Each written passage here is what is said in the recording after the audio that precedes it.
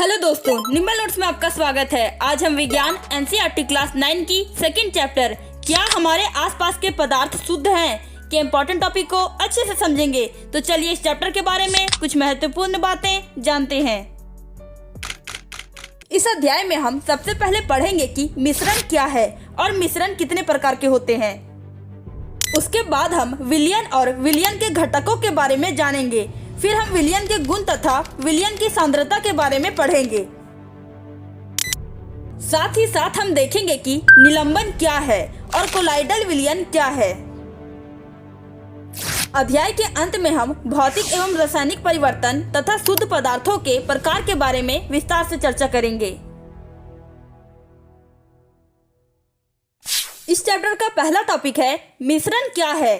तो चलिए हम लोग इसके बारे में जानते हैं। जब दो या दो से अधिक पदार्थ किसी भी अनुपात में आपस में मिलाए जाते हैं और मिलाने पर उनके मूल गुण बने रहते हैं तो ऐसे पदार्थों के समूह को मिश्रण कहते हैं।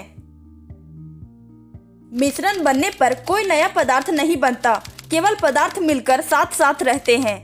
उदाहरण, हवा एक मिश्रण है जिसमें ऑक्सीजन, नाइट्रोजन, कार्बन डाइऑक्साइड आदि गैसें मिली हुई है, लेकिन हर गैस अपने गुणों के साथ मौजूद है।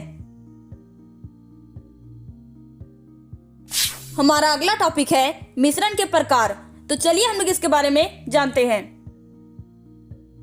मिश्रण मुख्यतः दो प्रकार के होते हैं। पहला समांगी मिश्रण और दूसरा विसमांगी मिश्रण।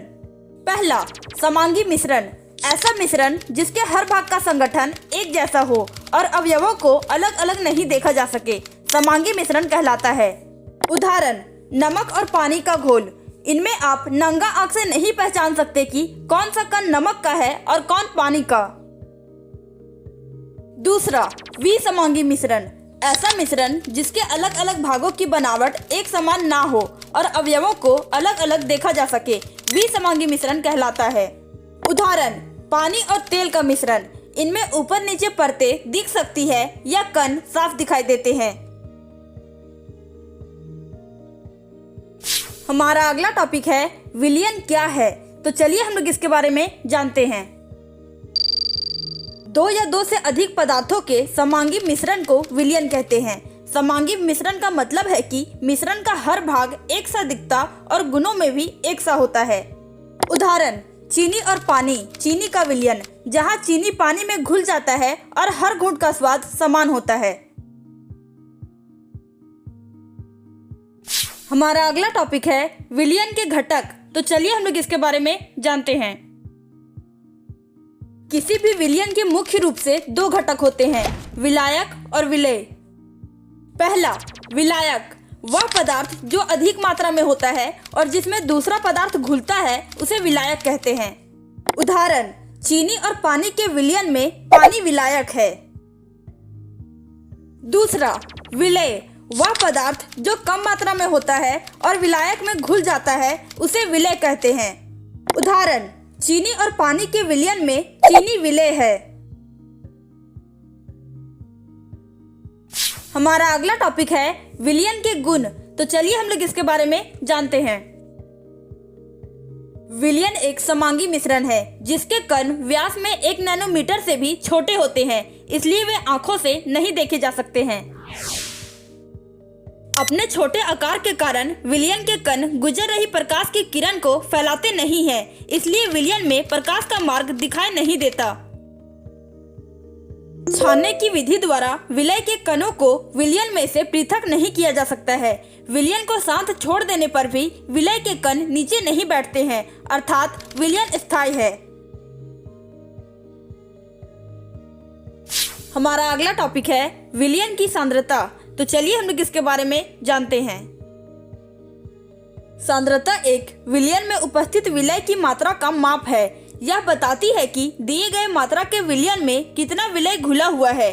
सरल शब्दों में विलयन कितना ताकतवर या कमजोर है। उदाहरण, सांद्र विलयन, अधिक मात्रा में चीनी घुली हो, जैसे चाशनी। तनु विलयन, बहुत कम मात्रा में चीनी घुली हो, जैसे हल्का मीठा पानी। हमारा अगला टॉपिक है निलंबन क्या है। तो चलिए हम लोग इसके बारे में जानते हैं।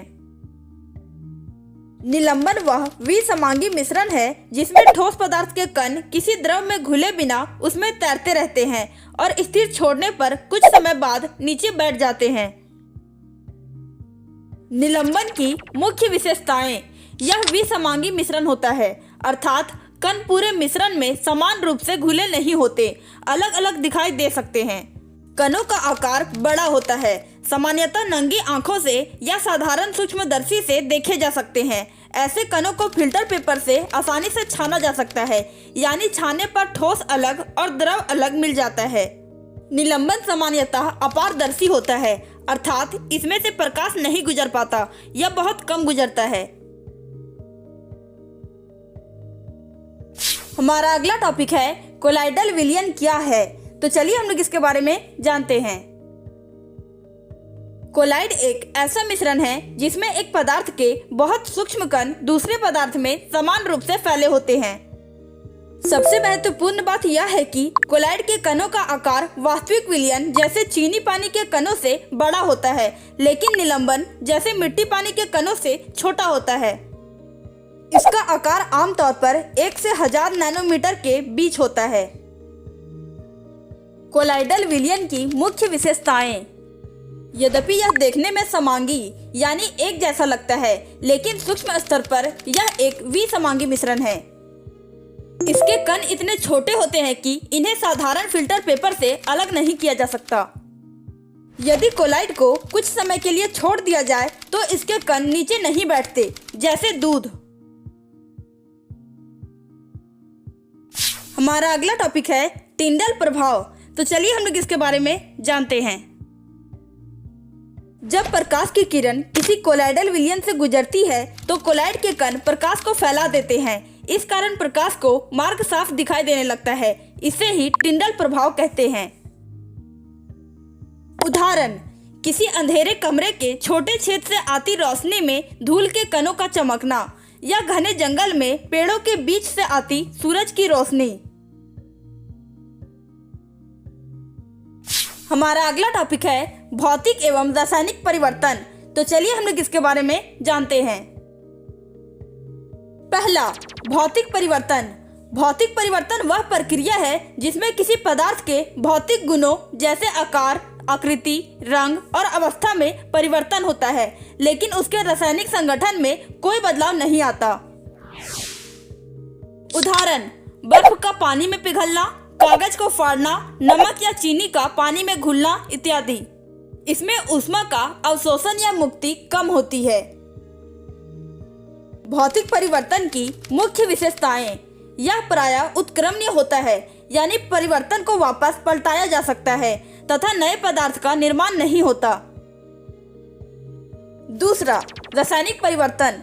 रासायनिक परिवर्तन वह परिवर्तन है जिसमें पदार्थ की रासायनिक संरचना बदल जाती है। इसमें पुराने पदार्थ नष्ट हो जाते हैं और एक या अधिक नए पदार्थ बनते हैं जिनके गुण मूल पदार्थ से अलग होते हैं। उदाहरण, लकड़ी या कागज का जलना, लोहे पर जंग लगना, दूध का दही बनना इत्यादि। रासायनिक परिवर्तन की मुख्य विशेषताएं।